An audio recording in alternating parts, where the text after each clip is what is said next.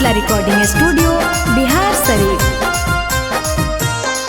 आगे ना जाई है आहिर टोलिया में देता रगाड़ चोलिया में। आगे ना जाई है आहिर टोलिया में देता रगाड़ चोलिया में। आगे ना जाई है आहिर टोलिया में देता रगाड़ चोलिया में। आगे ना जाई है आहिर टोलिया में देता रगाड़ चोलिया में। आगे देता रगाड़ चोलिया में देता रगाड़ चोलिया में। आगे देता रगाड़ चोलिया में। आगे देता रगाड़ चोलिया में। आगे ना जाई है आहिर टोलिया में देता रगाड़ चोलिया में। आगे ना जाई है आहिर टोलिया में देता रगाड़ चोलिया में।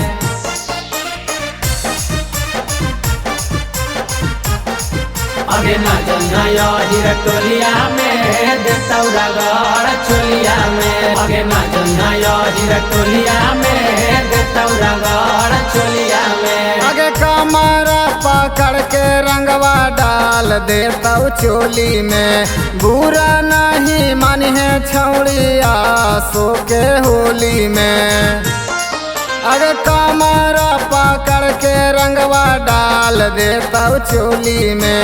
बुरा नहीं मानी है छौड़िया सो के होली में।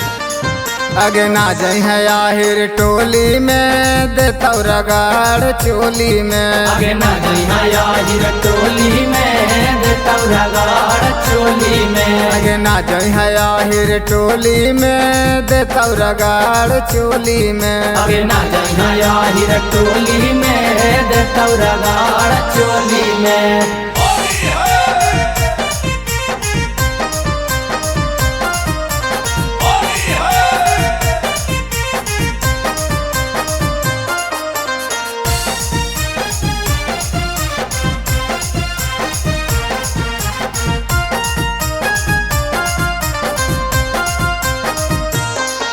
अगर चढ़ाली जवनिया छौड़ी देता उतारी। खड़ा हकौ छौड़ा लेके मोट पिचकारी।